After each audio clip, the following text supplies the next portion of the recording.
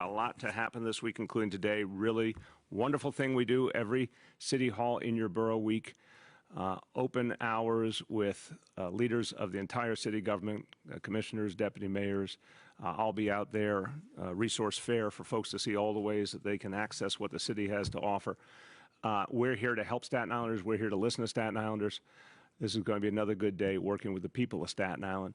And we all know what the first mission is for all of us. In Staten Island, the whole 5 boroughs, all across America, job one, fight the Delta variant, fight COVID, end the COVID era. That is what we need to focus on. That's where everything else comes together. You want kids back in school, fight COVID. You want to make sure we bring jobs back, fight COVID. You want to protect small businesses, fight COVID. You want to stop restrictions from coming back. Remember those restrictions? I don't know anyone who liked those. You want to stop those from happening? Fight COVID, fight the Delta variant, and it means vaccination. New York City's leading the way. Every step we take has had a national impact. When we first put forward our employee mandate for our city employees, the original vaccinate or test had a big impact across the country.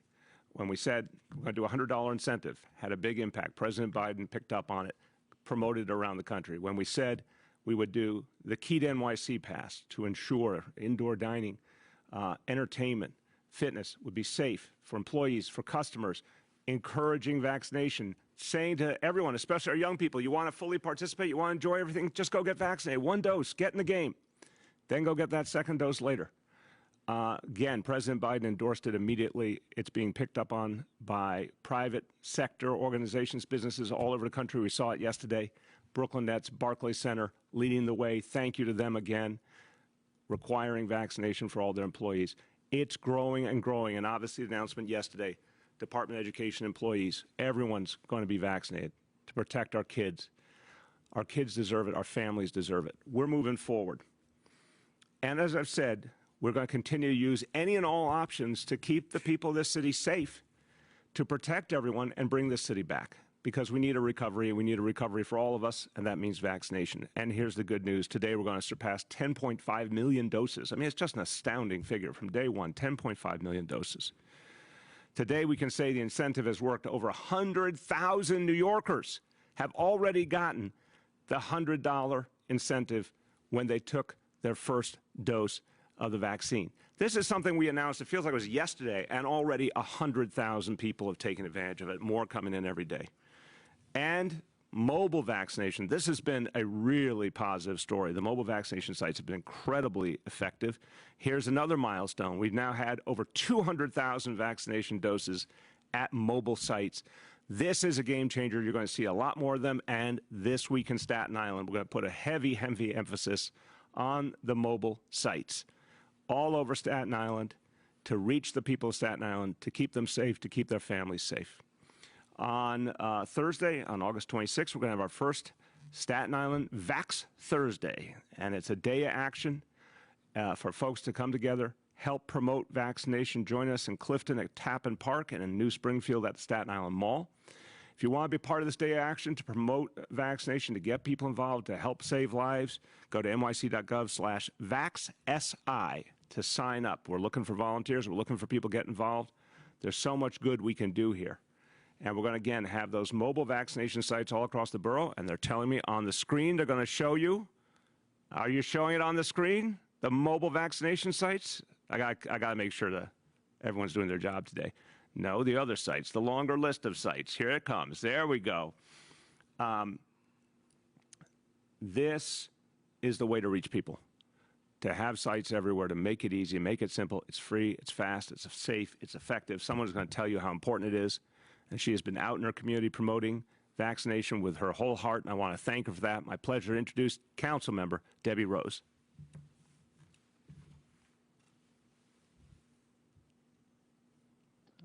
Hey. Good morning, hey, Mayor, and welcome to your second day on Staten Island. It's going to be even better than the first. All right, because we're going to get everybody vaccinated.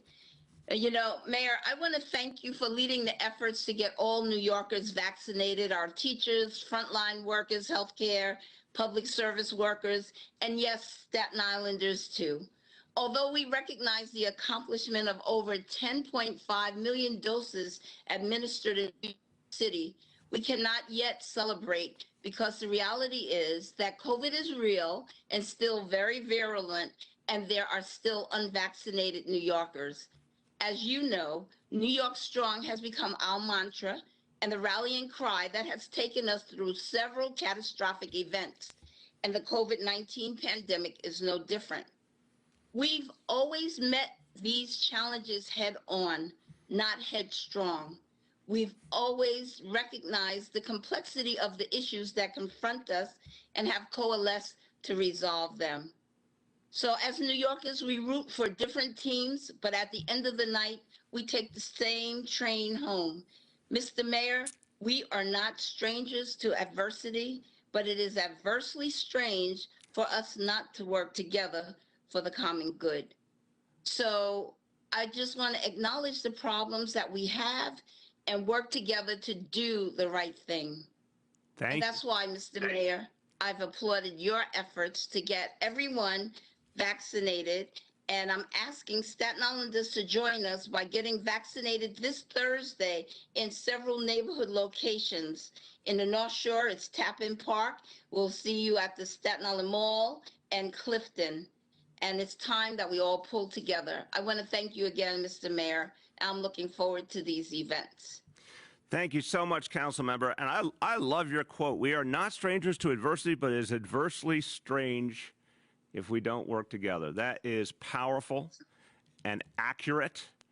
And New Yorkers are at their best. We saw it so many points in our history after Hurricane Sandy, after 9/11, New Yorkers pulled together. No one asked, which party are you, which borough you're from. People just helped each other. That's right. That's the spirit that wins. And thank you, Council Member, for helping to lead the way, keeping people safe here on Staten Island. Thank you for all of your efforts, Mr. Mayor.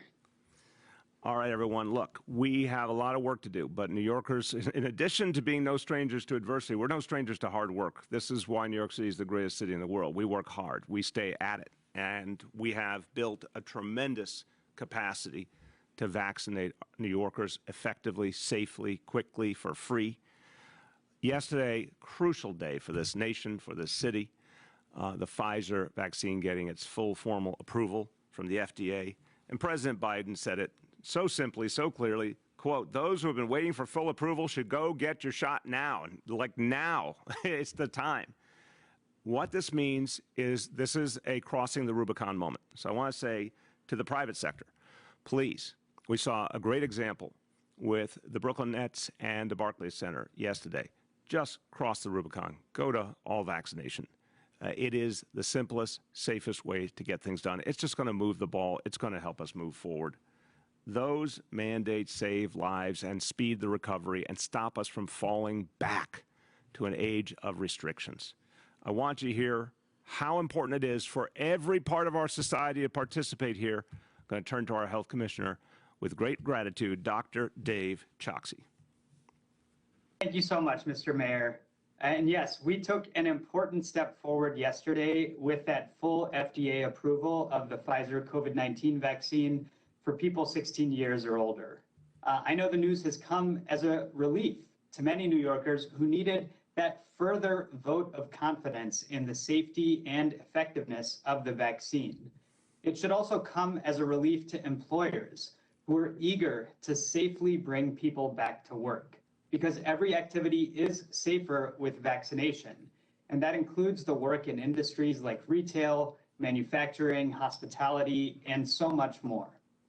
To protect these workers, their colleagues, and their patrons, I join you in calling on all private sector employers to require their staff be vaccinated. Our city, our recovery, and our health depend on a vaccinated workforce. Each dose of the vaccine is another brick in the wall against the Delta variant.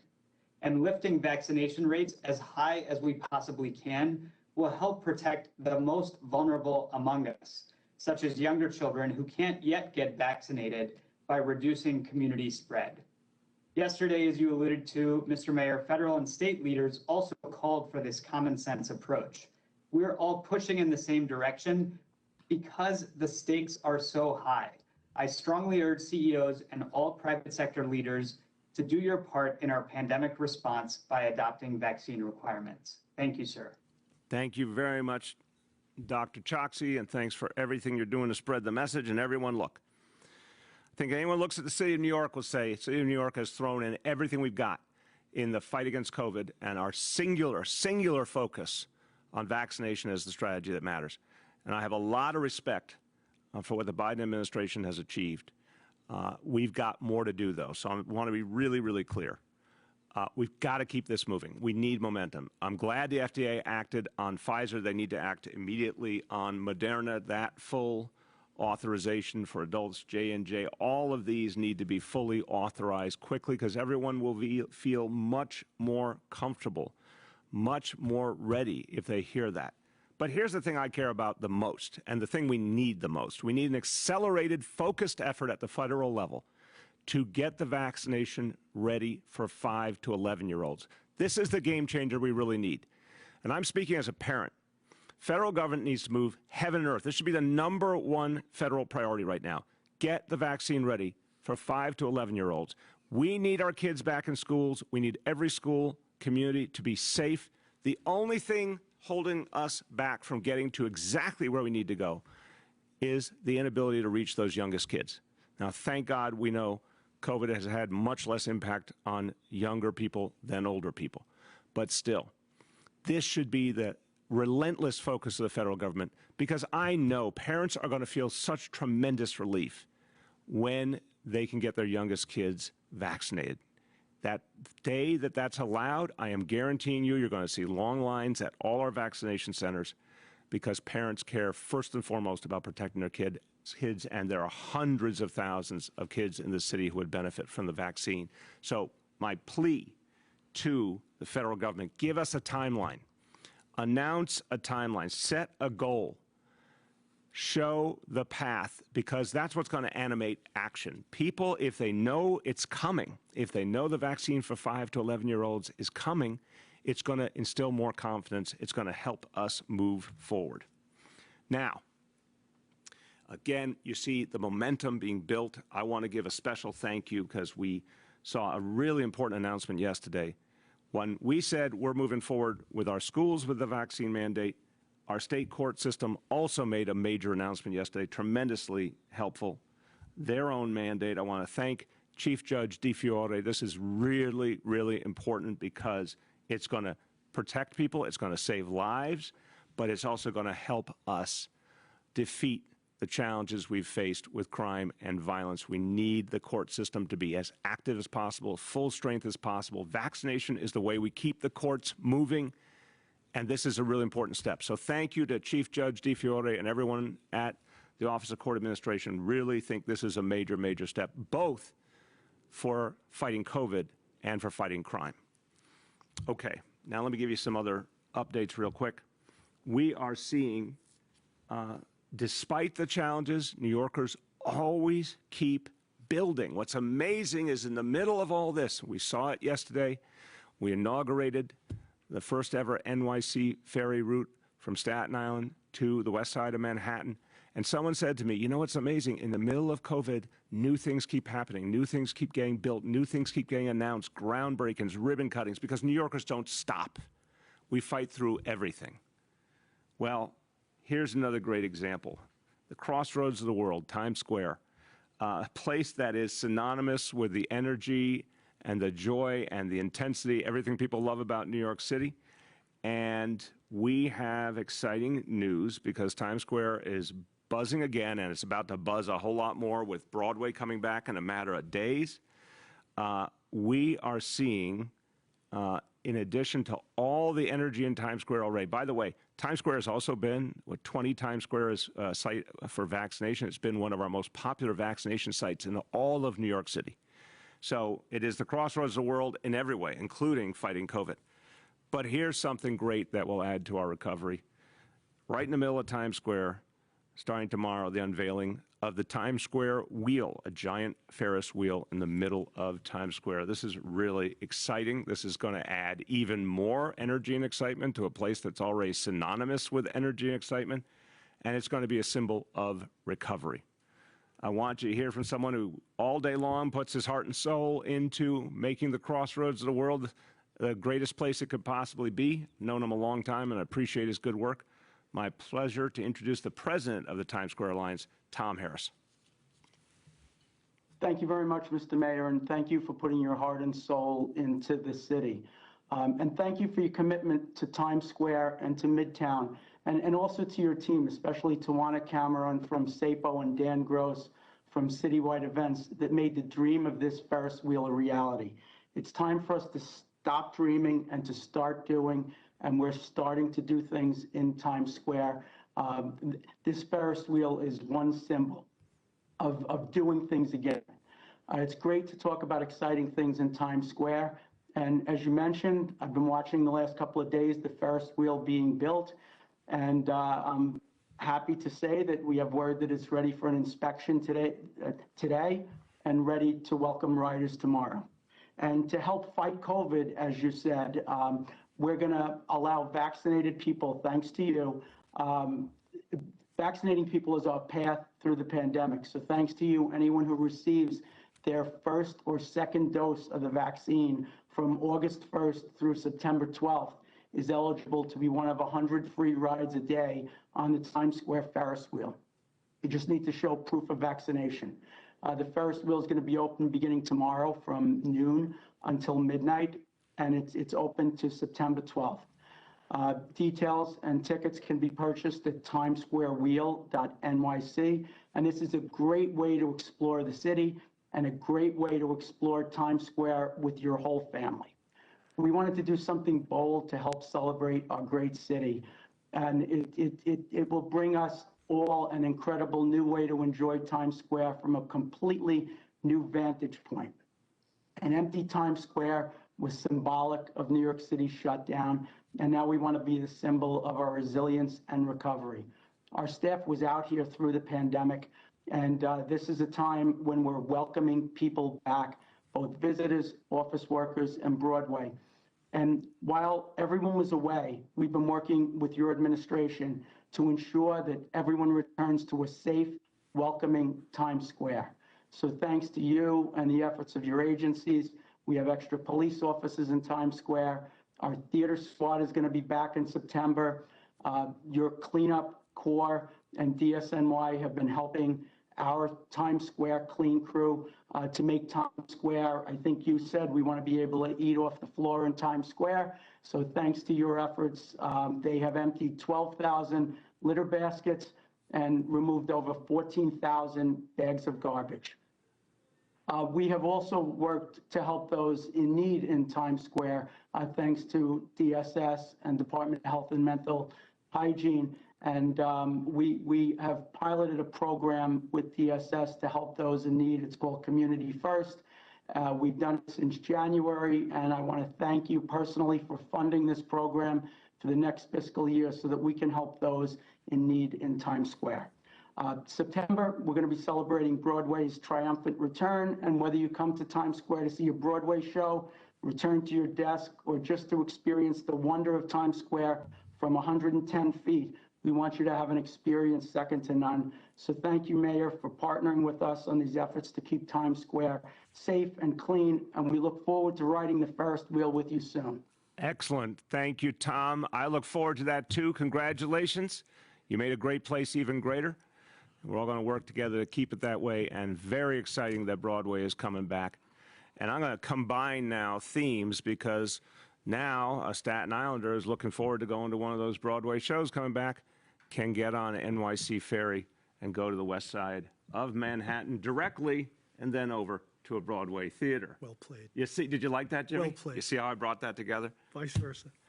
Now, we have a Staten Island announcement. That's a really big deal. And I want to set this up with a thanks, because if you know Jimmy Otto, you know he's all heart. And he listens to the people of Staten Island, and he tries to just very, very intensely, earnestly address what they need. And Staten Island, like so much in New York City, like so much of this country, has a huge challenge when it comes to diabetes. And this has touched so many families, and a lot of people don't have a place to go to get help, or don't know where to turn to get help, or the help isn't available the way they need it. And so this curse, because diabetes does so much harm in so many families, this curse just grows when we need to be addressing it right at its root. Jimmy Otto made this a personal crusade. And he said that this borough needed to have world-class diabetes services, a world-class approach to protecting Staten Islanders from the scourge of diabetes, to addressing the problem. And he said we need a center right here.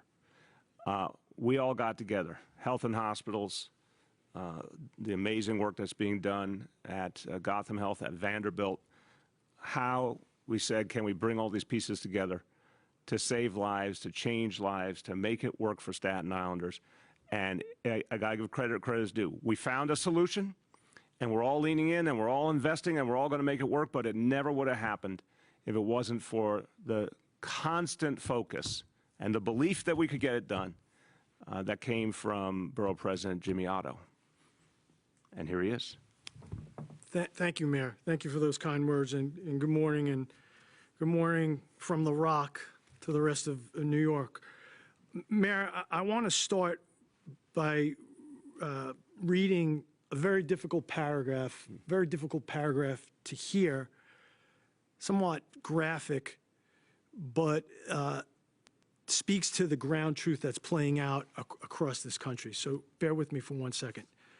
Small and large diabetic foot wounds rarely heal. They can look as though someone has taken an apple corer to the balls of both feet. The body doesn't have enough blood flow and cell regeneration capacity, and bacteria thrive in this meaty, moist environment. Right now, 40 million people, bedridden and waiting for death, are living this nightmare. There's almost nothing that can be done for them except to cut back the dead and dying tissue, then cut some more, and then some more. From there, robbed of upright mobility, misery is your bedfellow, and thankfully, death is near. In the United States alone, 82,000 elderly people have a limb amputated. That's 10 every hour. All this pain, all this cost comes from relatively minor initial injuries, foot wounds. And that's a powerful paragraph from a book called Lifespan by David Sinclair that I read a few years ago. Every time I read that, Mayor, I think of an article from 2009 in the New York Times, Sam Roberts article about one of your predecessors, Ed Koch. 84-year-old, then 84-year-old Ed Koch was looking back on his life and looking ahead to the pending reality. And he had this line that stayed with me. He said, I had a conversation with God. Take me totally or don't take me.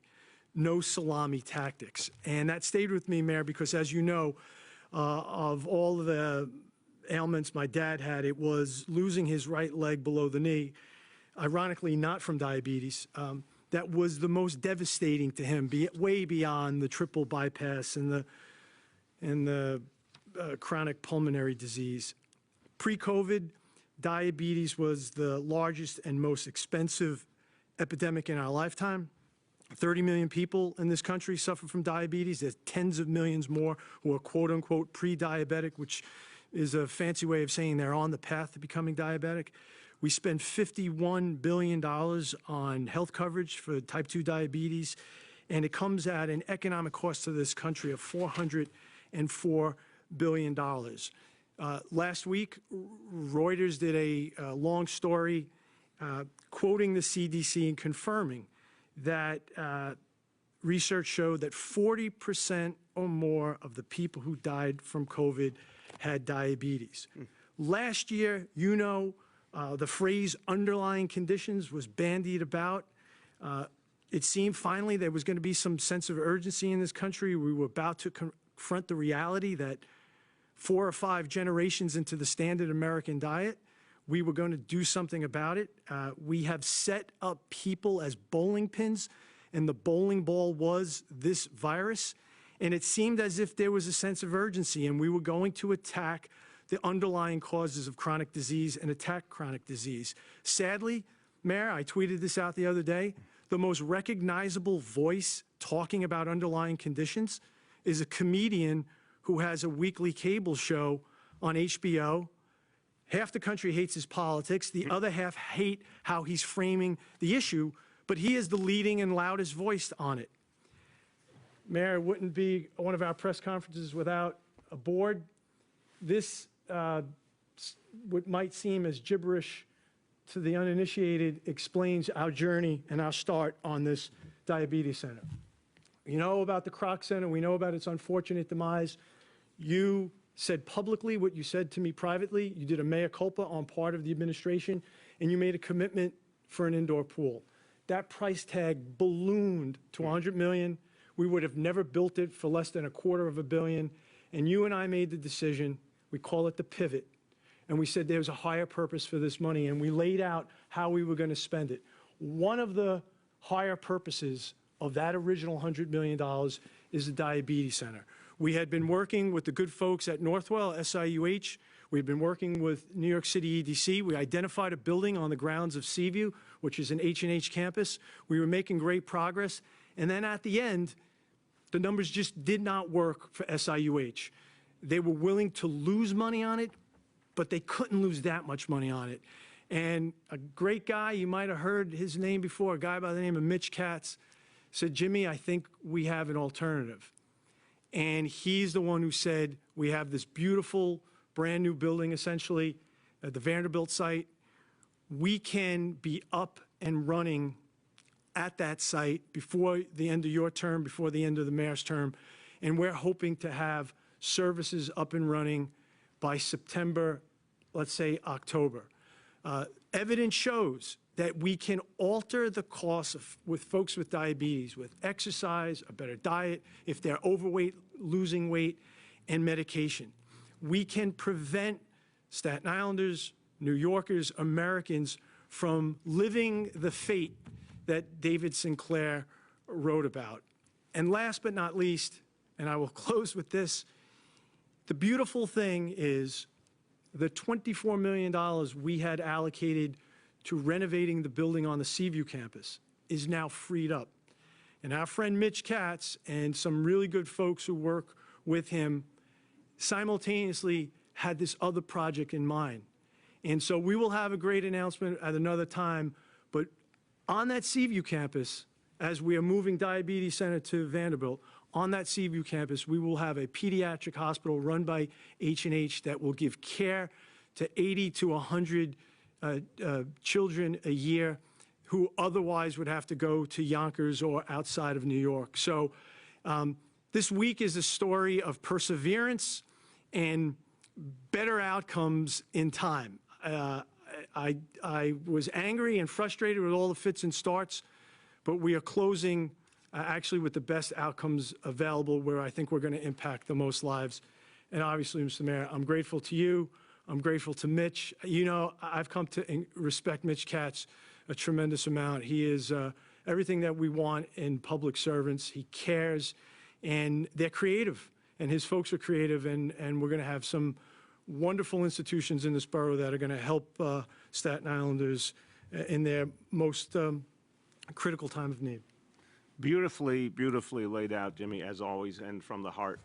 And I think you just told people why it is so important to take this disease seriously. And yeah, the interconnection with diabetes and COVID is a huge part of what's going on these last year and a half. We got to address this. This new center will do it. And I think Jimmy gave Mitch Katz about as good an introduction as I could possibly do ever. I will only say this. He is a proud son of Brooklyn, and I think he is Sheepshead Bay's greatest contribution to New York City ever. The President, CEO of Health and Hospitals, Dr. Mitch Katz. Well, thank you so much, Mr. Mayor and Mr. President. It's really an honor to talk with the two of you and to make this happen for people with diabetes in Staten Island. We know that this is, as Jimmy has explained, this is a disease where if you provide good preventive care, you can prevent the serious outcomes. And at Vanderbilt, we're going to have a center of excellence where we are working with Rumsey and other hospitals and providers to make sure that everybody in Staten Island has the best treatment and so they have the best outcomes. I'm very grateful to both of you and looking forward to seeing the two of you at our ribbon cutting, which we think will be probably the third week of September, so we can welcome all Staten Islanders to the very best of diabetic care. Thank you, sir.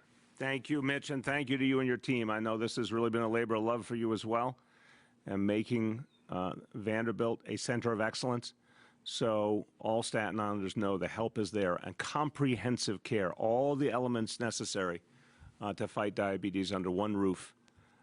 That's very, very powerful, so thank you. All right, we're going to conclude the remarks today with the indicators as always. So first, the extraordinary news that we're now have surpassed in terms of doses of vaccine, 10.5 million, literally 10,500,000 and 300 doses, and growing all the time. So that's great news for this city. Number two, daily number of people admitted to New York City hospitals for suspected COVID-19. Today's report, 138 patients. Confirmed positivity, 39.47%. Hospitalization rate, 1.38 per 100,000. And then number three, the new reported cases on a 7-day average. Today's report, 1,700 cases. Let me do a few words in Spanish, and the message today is about the mobile vaccination sites, particularly the ones we're focused on right here in Staten Island. La vacunación es lo más importante que podemos hacer para recuperarnos. Tenemos puestos móviles en Staten Island para usted. Vaya, vacúnese, obtenga $100 para protegerse usted y su familia. With that, let's turn to our colleagues in the media. Please let me know the name and outlet of each journalist. We'll now begin our Q&A. As a reminder, we're joined today by Dr. Mitch Katz, by Dr. Jave Choksi, and by Do It Commissioner Jesse Tisch. The first question today goes to Juan Manuel from New York One. Morning again, Mr. Mayor. Good morning, Juan Manuel. How you doing? Very good, thank you. So I'm guessing, because you started your press conference a little later, I'm guessing that you watched the swearing ceremony of Governor Hochul. I don't know if you have an initial reaction to her first words as governor of New York State. Juan Manuel, I'm happy that we have a new governor. We needed one. Again, she's a good person who I look forward to working with. It's just a good day to be turning the page. And as she mentioned in her press conference, she and I have already started speaking regularly. And we're going to keep it that way and do a lot of good work for the people of this city and this state. Go ahead, Juan Manuel. Mr. Mayor, do you think that Governor Hochul has the power to mandate private employers in the state to mandate all their employees to get vaccinated? Juan Manuel, I'm not a lawyer. I would only say I think governors have tremendous powers to protect public health and safety.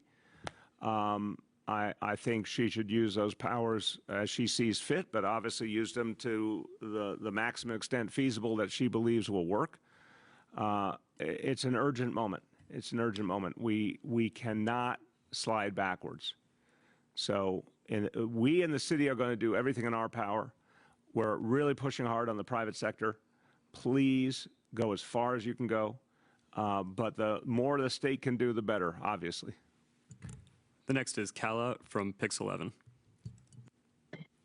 Good morning, Mr. Mayor. Thanks for taking my question. How you doing, I know that you are, I'm well, thank you. I know that you're saying that we're going to hear a lot more about schools and the reopening plan in coming days, including a handbook for parents. But can you please clarify that there is no remote option offered to immunocompromised students as well as quarantine students? Because I was under the impression that immunocompromised would still have a remote option, but I'm hearing from the DOE that instructors may be brought home. And if that's the case, what are the requirements? Okay, I'll start. I'll see if Dr. Choksi has something he wants to add. This is one of the issues. It's a great question, Kyle, and we're going to address this in the handbook for parents.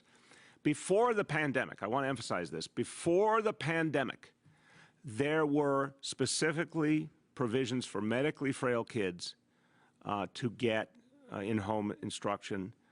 Very small group, very small number. I want to be very clear. A very small number of kids who really had profound challenges, and there were specific ways of helping them. That was before the pandemic.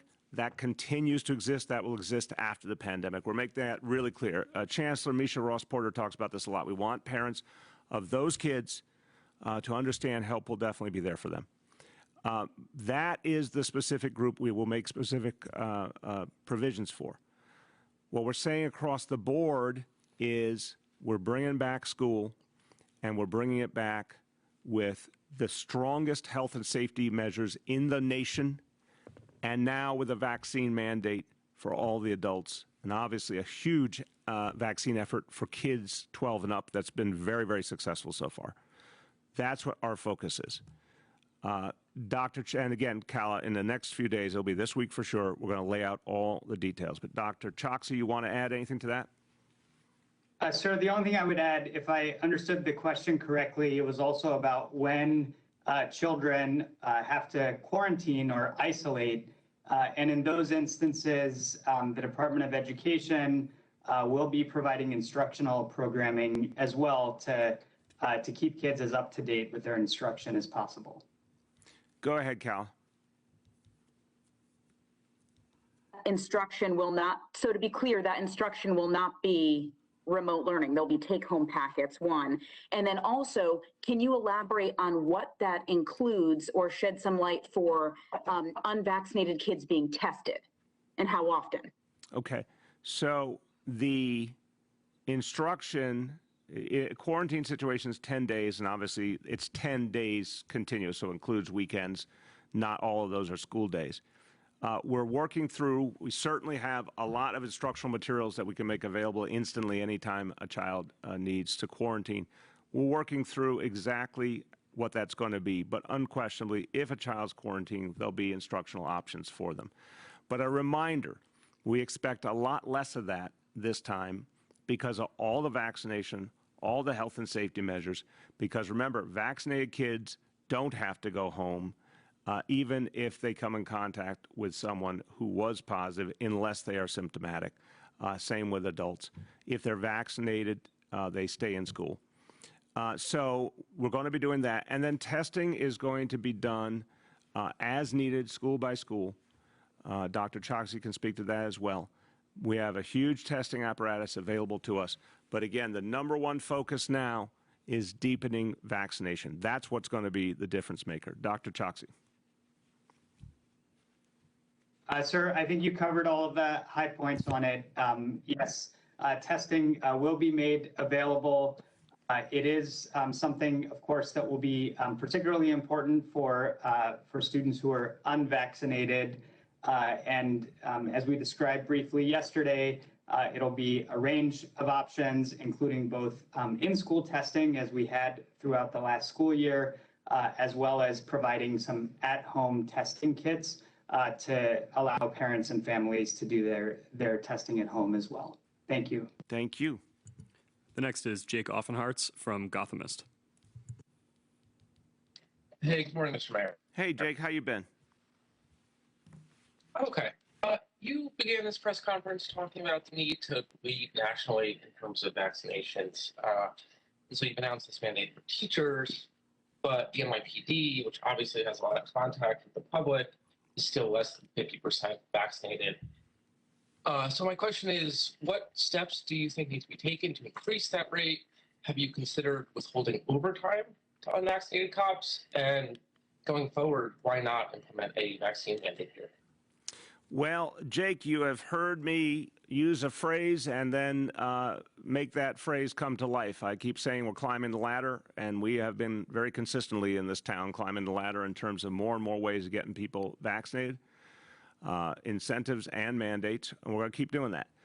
But I'm also someone who believes in sequencing, and what we needed to do first, of course, was healthcare workers, and then the state came in with that mandate, which was tremendously helpful. Our next focus was on schools for obvious reasons of both the sensitivities of supporting our kids and families, but also the calendar, school starting so soon. We're going to be looking to the next steps soon. But the bottom line is we're going to look at a variety of options.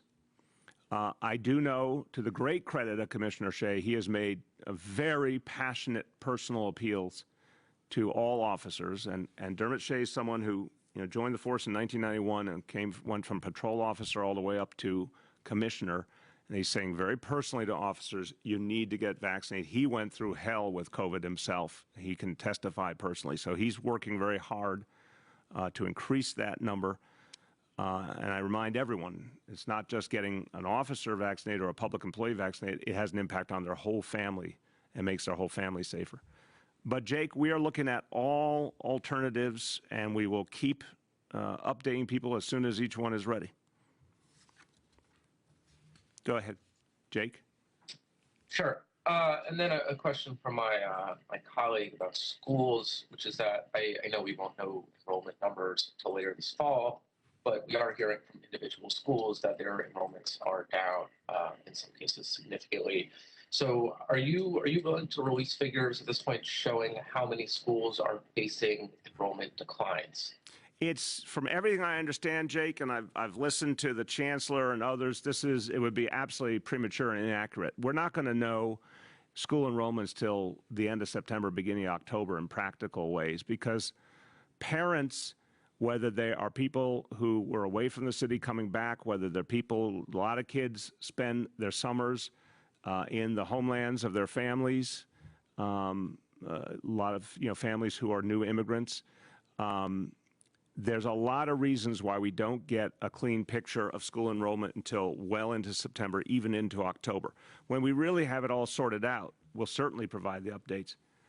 But I want to caution, I've heard so many of these stories predicting one demise or another. I found absolutely powerful that after the stunning census effort that this team undertook and working with community groups and all, the city's population is now 8.8 million. That's the formal federal number. That's based on the science of the census, 8.8 million. And you're going to see lots and lots of people coming back to our schools. Very, very confident about that. But as for numbers we can truly believe in, that's still many weeks away. The next is Joe Anuda from Politica. Joe? Hi, Mr. Mayor. Hey, man. How you doing? Not too bad. How about you? Good. I wanted It's to ask always you- sunny. It's always sunny in Staten Island, Joe. That's what I hear. That's going to be a series. Jimmy and I need new jobs, so we're going to come up with a wacky group of characters and a whole lot of hijinks on Staten Island. What do you think, Jimmy? That's like the Odd Couple on steroids, no? I think we could do amazing things with that. I'm sorry, Joe. We just had a creative moment over here. Listen, I don't want to interrupt that. Yeah. It sounds very promising. I wanted to ask you about the mandate for school staff. One of the unions, DC 37, said that they're going to file an unfair labor practices claim.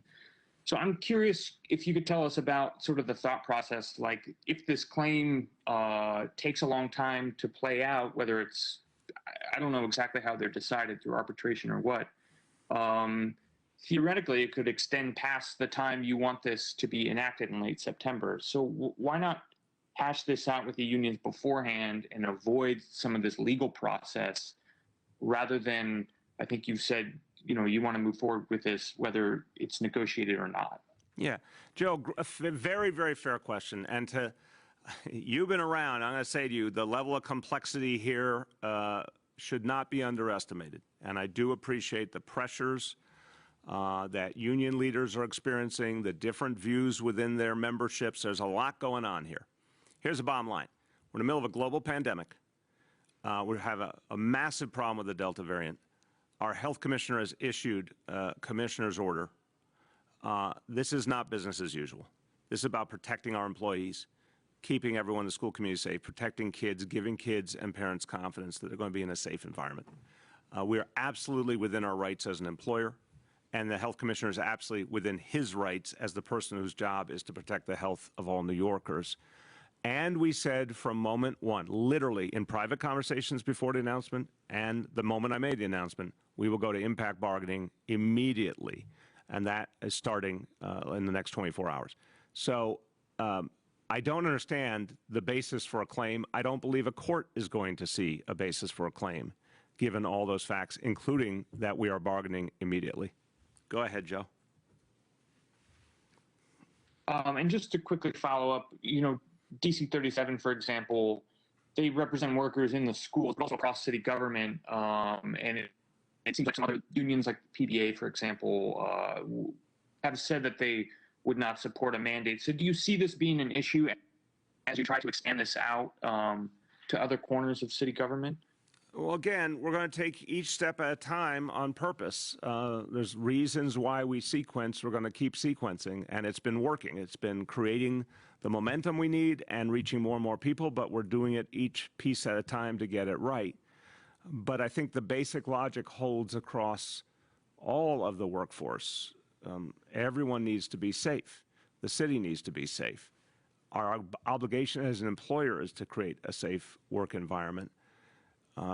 I think this makes sense across the board, but how and when we do it could vary, of course, depending on circumstance. But we feel, again, very strong legal basis for the actions we're taking as an employer. The next is Henry from Bloomberg. Oh, Mr. Mayor, how are you doing today? I am doing well. Henry, how you been? I'm good. I want to say hi to Borough President Otto. Good to see him there. Always enjoy a conversation with him. He is quite the conversationalist. One of the genuinely good human beings that I've come across in 30 years is the gentleman asking you a question right now. Oh, that's very kind of you. Oh, that's nicely played. No, that's good. Henry. Yeah. Henry, look at that. Look at that. You got more than you bargained for. Listen, I'm ready to hang up now. I mean, I can't top that. But that's really quite an honor. Thank you, James. Appreciate it. Yep. On remote instruction, I hate to kind of bring this up again, but parents are concerned about it. And I guess the question I have is, are you concerned that if you offer remote instruction that it will have an impact on how many kids are going to school, that a lot of parents will keep kids out of school? Henry, very fair question. Look, one thing I just say, and I'm a parent first, literally, this is how I see the world. Most important thing I ever did in life was to have the two beautiful children that Charlene and I have. Health and safety of kids is paramount to me.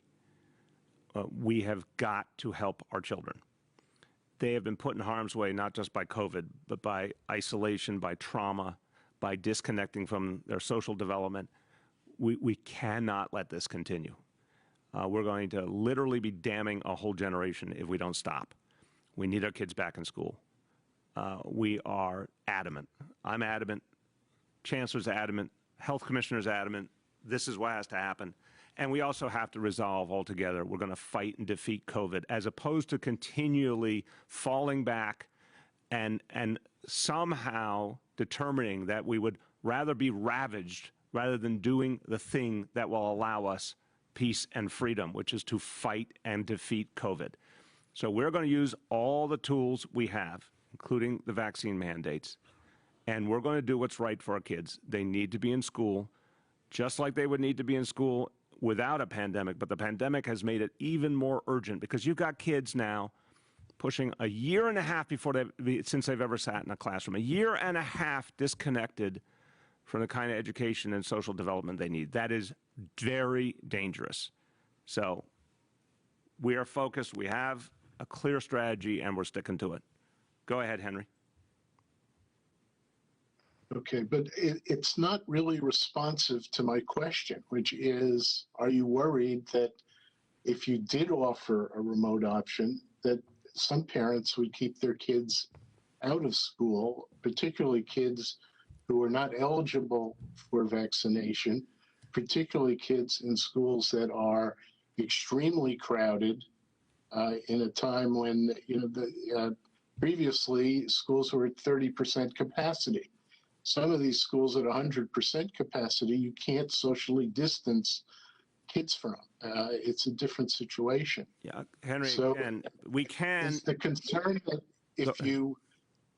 if you have remote instruction, that some parents will, or a significant percentage of parents, will be too concerned or too worried to send their kids to school?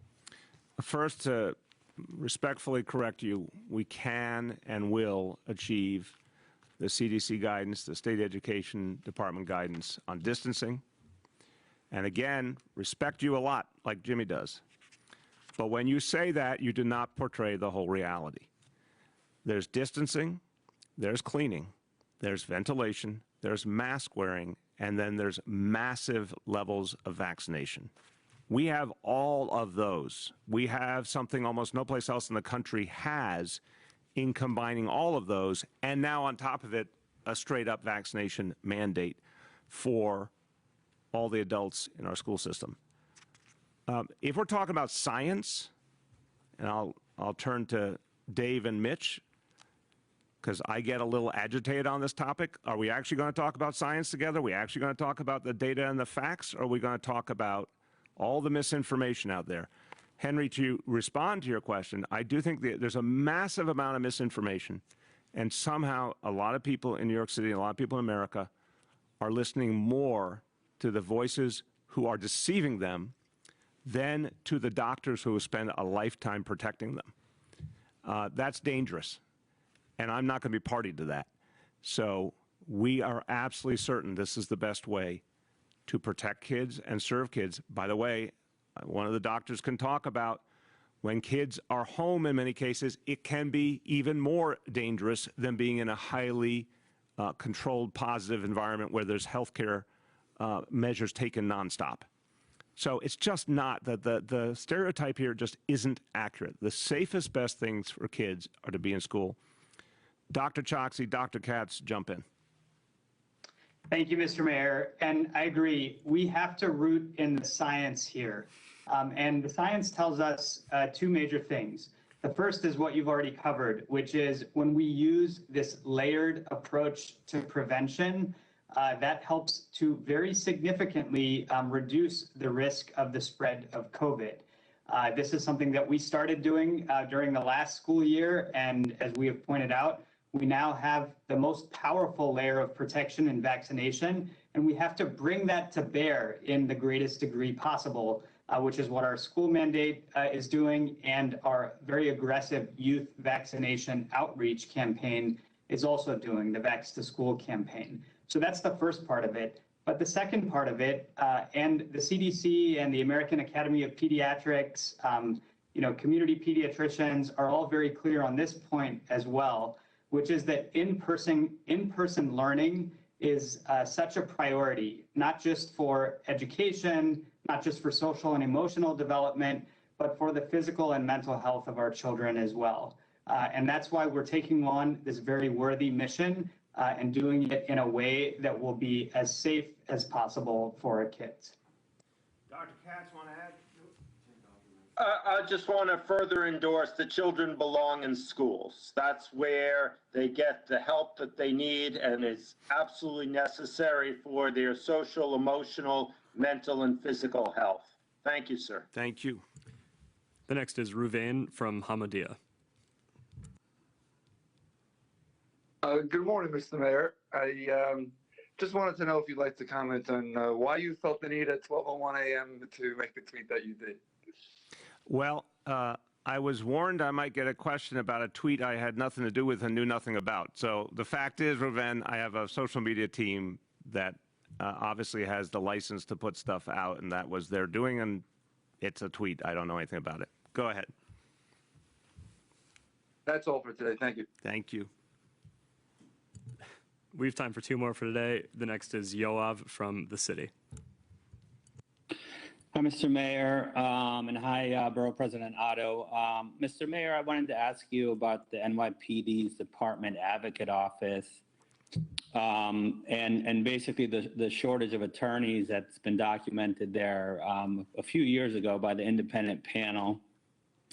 It's essentially the logjam that's preventing disciplinary cases from going faster. I asked you after the budget was approved whether there would be money going to hire attorneys in that office. You thought there would be, but you weren't sure. it turns out there was not money allocated. Your administration says what the NYPD is doing instead is moving money around in order to hire attorneys. I asked your administration one month ago how many attorneys have been hired, and I'm still waiting for the answer. I guess I'm just wondering, given your emphasis on speeding up the disciplinary process, why wasn't money allocated? And do you know how many attorneys were hired? And if not, can someone please let me know? Yeah, Yoav, I appreciate this question. And honestly, I'm frustrated. I think when I get around Jimmy Otto, the Jimmy Otto in me starts to come out. I get very frustrated with bureaucracies. We need the attorneys to be there. I had this conversation repeatedly with OMB, with City Hall officials, with NYPD. Do you happen to know a number, Yoav, that is the number that is suggested to be the shortage? I have not focused on the details of this, but I've certainly given the instructions. So I want to ask you out loud, what number are you seeing as the desired number? Off the top of my head, I think they recommend hiring 10 attorneys. I will guarantee you live on TV that we will hire a godforsaken 10 attorneys. This is getting stupid, okay? I've given the instruction. The fact that it's not in the budget, because it's 10 attorneys, the NYPD could certainly find the money elsewhere in the budget for 10 attorneys. A line in the budget per se doesn't bother me one way or another. We need those attorneys hired immediately so the work can be sped up, period. I'm going to hope there's just a misunderstanding here and that today, saying this to my entire administration, today we can give Yoav an answer clarifying that 10 attorneys either have been or are being hired. But I'm sick of this. It's just what we need to do. Let's do it. Go ahead, Yoav. Thank you for that. And I guess just given, like I said, you have made an emphasis on speeding the process up. Other than the hiring of the attorneys, how is that designed to happen? All of the improvements in terms of both staffing and purview at the Civilian Complaint Review Board are meant to speed the process. There's been a dedicated effort to determine quickly if there's immediate discipline needed in any case, and we pray that is not often at all. It's very rare.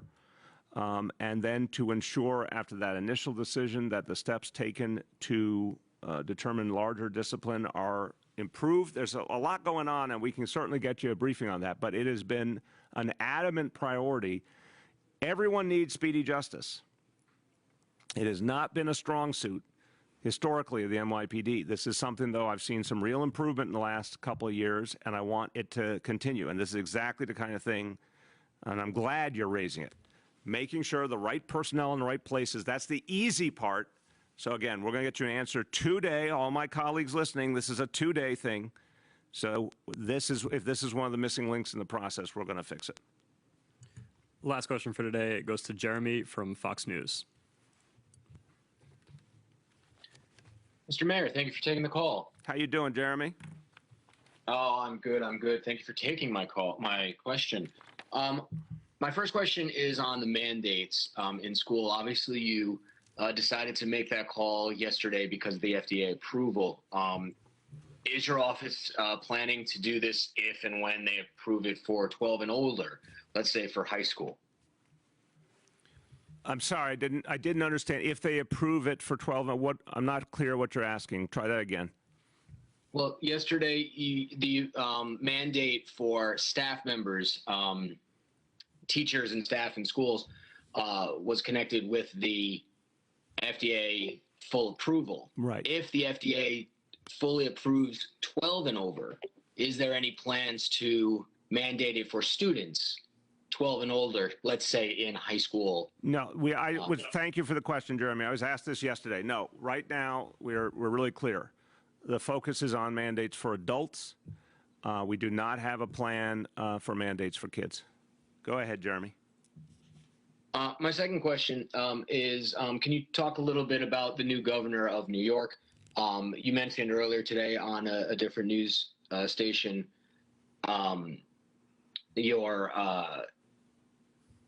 the departing words of Governor Cuomo So can you just elaborate on that a little bit? Well, again, I'm glad we are ending that chapter. And it's a very sad chapter, and you know, there could have been so much good, and instead we see the corrupting influence of power. Too much power corrupts, and this is a case of too much unchecked power. And I would have really appreciated if in his final words he acknowledged the pain he caused to so many women, if he acknowledged the pain he caused to so many families in terms of nursing homes. I think that would have been gracious and appreciated. We saw the exact opposite. I think that's sad, honestly. But for Governor Hochul, I'm very hopeful, you know, that she's going to be able to help us turn the page, all of us. And I do think, as a human being, she's a good human being, an open person, a person who cares, a person who listens, a person who wants to work with people. And that's exactly what we need for some healing in this state and the ability to move forward. So I'm appreciating what she's going to be doing, and I'm looking forward to working with her. And we've had very good conversations. And I think if there's one positive to the kind of speed with which life is lived nowadays, and information flows and news cycles and everything else, it's that we can quickly put Andrew Cuomo behind us and start having a more respectful, collegial, thoughtful approach to governing this state, and all of us working together. I think that's what we need right now. Thank you, everyone.